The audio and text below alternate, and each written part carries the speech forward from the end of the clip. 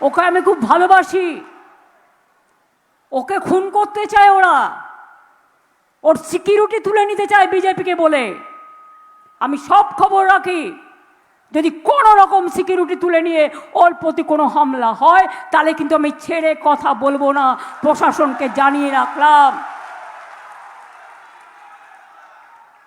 বিজেপির নিজের হিম্মত নেই, আমাকে লড়তে পারে না। ওরা শওকত মোল্লার সাথে ঝগড়া করে মরছে, আর ওই নেতাগুলো বহিরাগতদের সাথে হাত মিলিয়েছে। আমাকে লড়বার ক্ষমতা নেই, ওরা শওকতকে লড়াই করছে।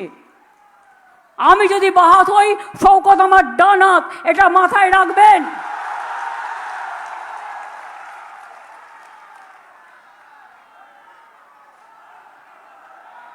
এদের ওপর কোনো অত্যাচার আসলে আমি ছাড়বো না।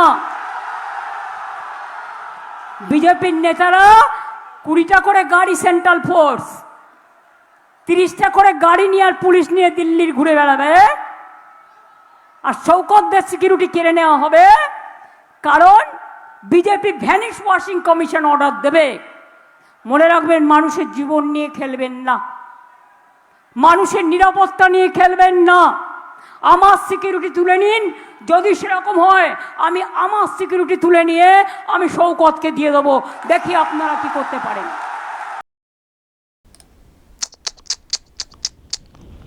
শওকতের এই হাল, হ্যাঁ দর্শক, শওকত মোল্লা দাপুটে নেতা, উনি তো আবার বললেন যে ডান হাত, আমার ডান হাত। তো ওনার এই হাল, সিকিউরিটি ছাড়া চলতে পারেন না। শওকতের সিকিউরিটি নিয়ে দিদিকে এত চিৎকার করতে হচ্ছে, এত ছটফটানি, মানে এত ছটকাতে হচ্ছে, আমার সিকিউরিটি তুলে দিয়ে দেব।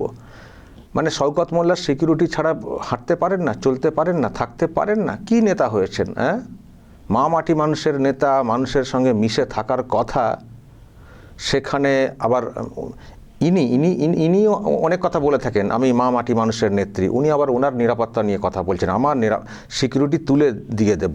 তো রেখেছেন কেন আপনি? আপনার সিকিউরিটি রেখেছেন কেন? আপনি তো সবার সঙ্গে মিশে থাকেন, মানুষই আপনার সিকিউরিটি, এটাই তো বলে থাকেন। আপনি সিকিউরিটি নিয়ে রেখেছেন, আবার বলছেন আমি আমারটা শওকতকে দিয়ে দেবো, দেখি কি করে। কে কি করবেন, দিন না। কিন্তু প্রশ্ন, আপনারা যে সব মামাটি মানুষের নেতা নেত্রী, তো আপনারা নিজেরাই এত নিরাপত্তা নিয়ে কেন এত ছটকাছটকি করছেন কেন? সিকিউরিটি নিয়ে এত ছটকাছটকি করছেন কেন? আবার বলছেন মানুষের নিরাপত্তা নিয়ে ছেলে খেলা চলবে না। মানুষের নিরাপত্তা আছে কোথায়? মানুষের তো নিরাপত্তা নেই এই রাজ্যে, আর থাকবে কি করে? আপনি, আপনার এই শওকত মোল্লা, আপনারাই যদি সব এই নিরাপত্তা নিয়ে বসে থাকেন, তো মানুষকে নিরাপত্তা দেওয়ার জন্য পর্যাপ্ত পুলিশ, নিরাপত্তা রক্ষী থাকবে কোথায়? নেই বলি মানুষের কোনো নিরাপত্তা নেই। সব আপনারা নিজেদেরটা নিয়ে ভাবছেন। আর এটা সামনে আসার কারণেই আমি দেখছিলাম কদিন আগে নির্বাচন কমিশন একটা রিভিউ করার জন্য পুলিশকে বলে যে খবর আমাদের কাছে আছে যে অনেক নেতা, তাদের এতটা সিকিউরিটির কোনো প্রয়োজনও নেই। এবং এটাও খবর আসে কমিশনের কাছে যে অনেকে নেতাও না, সমর্থক এই শাসক দলের, তারাও সব নিরাপত্তা নিয়ে ঘুরছেন, সিকিউরিটি নিয়ে ঘুরছেন। তো ফলে এইসব কেন হবে?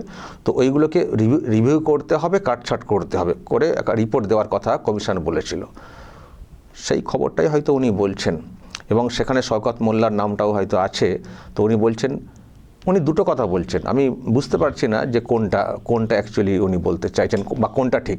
একদিকে বলছেন যে ওরা বিজেপির সঙ্গে যুক্ত হয়ে এইসব করছে, বিজেপিকে বলে শওকত মোল্লার সিকিউরিটি তুলে নিতে চাইছে, ওরা খুন করতে চায়। আবার অন্যদিকে বলছেন যে আমার সঙ্গে বিজেপি পারছে না, শওকত মোল্লার সঙ্গে বিজেপি লড়ছে। কোনটা ধরবো? একদিকে বলছেন যে ওরা বিজেপিকে বলে এটা করছে, আবার এদিকে বলছেন বিজেপি লড়ছে। তো বিজেপি যদি ডিরেক্টলি লড়বে, তাহলে আবার ওদের সঙ্গে, তাহলে ওদের কথায় আবার সিকিউরিটি তুলতে হবে কেন? তাহলে তো বিজেপি নিজেই তুলে নেবে, তাই না? ফলে অ্যাকচুয়ালি কী বলতে চাইছেন, অঙ্কটা মানে কি ভাবছেন, কি বলছেন, সব তো আমরা তো ঘেঁটে ঘ হয়ে যাচ্ছি। আসলে দর্শক, ভাঙরের যে পলিটিক্স, এটা সত্যিই কিন্তু ঘেঁটে ঘ পরিস্থিতি টিএমসির ক্ষেত্রে। শওকত মোল্লা ওখানে জিততে পারবেন না, পরিষ্কার ওখান থেকে যে রিপোর্ট আসছে, শওকত মোল্লা ওখানে জিততে পারবেন না। আর খুন হওয়ার যে বিষয়টা, উনি খুনের যে আশঙ্কাটা করছেন, আমি দর্শক এখানে যখন উনি বলছেন, আমি শওকত মোল্লার চোখ মুখটা দেখছিলাম। শওকত মোল্লার চোখ মুখটা যা দেখে নিশ্চয়ই দর্শক লক্ষ্য করলেন শওকত মোল্লার চোখ মুখটা দেখবেন, ওরও চোখ মুখের যা ছাপ ওয়েট এই যে খুবই আতঙ্কগ্রস্ত, চোখ মুখ পুরো একবার দেখুন, মানে কি অবস্থা, বড় করে দেখুন দর্শক। মানে ওনার মধ্যে যে একটা আতঙ্ক গ্রাস করেছে, একদিকে যেমন উনি বলছেন খুন করে দেবে ওরা, খুনের আতঙ্কটাও ঢুকেছে কিনা কে জানে, আর সেই সঙ্গে উনি যে হারছেন এটা তো পরিষ্কার হয়ে গেছে, যে উনি ওখানে হারছেন। আর ওখানে আইএসএফ নওশাদ সিদ্দিকী সাহেব ফের প্রার্থী হয়েছেন এবং তার বিরাট ওখানে জনসমর্থন দেখেওছেন আপনারা। তো ইনি হারছেন এবং আরও অন্যান্য দলও সব প্রার্থী দিয়েছে। তো ওখানে শওকত মোল্লা হারছেন, এটা মোটামুটি নিশ্চিত। ফলে ওনার পলিটিক্যাল মৃত্যু কিন্তু এবারই হচ্ছে। আর দ্বিতীয়ত নেত্রী বলছেন ওকে নাকি খুন করতে চাই ওরা। ফলে খুনের আতঙ্কটাও ওনার মধ্যে ঢুকেছে কিনা, সেই জন্য এত সিকিউরিটি নিয়ে চিৎকার চেঁচামেচি কিনা কে জানে। তবে চোখ মুখ কিন্তু পরিষ্কার, খুবই আতঙ্কে আছেন এই শওকত মোল্লা। ওর চোখ মুখ পরিষ্কার, আমি প্রথম থেকে শেষ পর্যন্ত দেখছিলাম প্রোগ্রামটা। অনেকে অনেকরকম চিৎকার করছেন বা হাসার চেষ্টা করছেন, কিন্তু শওকত মোল্লার চোখে মুখে হাসির কোনো ছাপ ছিল না। তো নেত্রী এখন উজ্জীবিত করার চেষ্টা করছেন, যারা এসছেন তাদেরকে দেখো আমি পাশে আছি, ও আমার ডান হাত। আমি ডান হাতটা শুনে তো আমি সত্যিই খুবই হলাম যে ডান হাত, তাহলে ঠিকই আছে। ডান হাত বলি হয়তো আমাদের রাজ্যে এখনও বম টম মানে শেষ হয়নি, সেই জন্য এখনও প্রচুর বম টম পাওয়া যায়। কারণ উনি এই শওকত মোল্লার ব্যাপারে একটা সময় বলেছিলেন যে তুই তো বম বাঁধিস, তো ডান হাত যদি বম বাঁধে ফলে রাজ্যে বমের রমরমা তো থাকবেই। দর্শক নিশ্চয় আপনাদের মনে আছে, আমি দেখাতে পারি এই শওকত মোল্লা যার জন্য আজকে উনি এত ছটকাচ্ছেন, একেবারে আমার কী সব বললেন না, কাছের না কী সব বলছিলেন। তো সেই শওকত মোল্লা সম্পর্কে ওনার যে অ্যাসেসমেন্ট, যখন একটি মিটিংয়ে শওকত মোল্লা ওই জীবনতলাতে একটা বাস স্ট্যান্ড করে দেওয়া হোক বলেছিলেন, সেই সময় এই নেত্রী কি উত্তরটা দিয়েছিলেন দর্শক একটু শুনুন।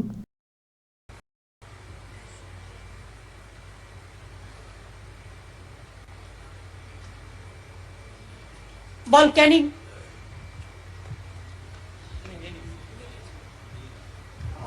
প্রণাম দিদি, আমার এখানে খুব ভালো কাজ হচ্ছে, কিন্তু দিদি একটা আপনি বাস দিয়েছেন, একটা টার্মিনাল যদি হয় খুবই ভালো হয়। কি বাস টার্মিনাল? কোনখানটায়? জীবনতলায়। জীবনতলা কোনো বাস টার্মিনাল হওয়ার জায়গা? হ্যাঁ দিদি। তুই ওখানে মারপিট করিস আর বোম বাঁধিস, ওখানে কোত্থেকে জীবনতলা মারপিট বাস টার্মিনাল? ওখানে কোনো সমস্যাই নেই। বল ক্যানিং।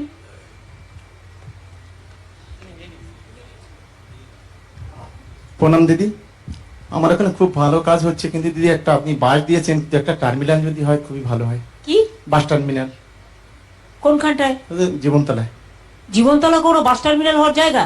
হ্যাঁ দিদি। তুই ওখানে মারপিট করিস আর বোম বাঁধিস, ওখানে কোত্থেকে জীবনতলা মারপিট বাস টার্মিনাল? ওখানে এই কথা বলেছিলেন, তুই ওখানে মারপিট করিস আর বম বাঁধিস।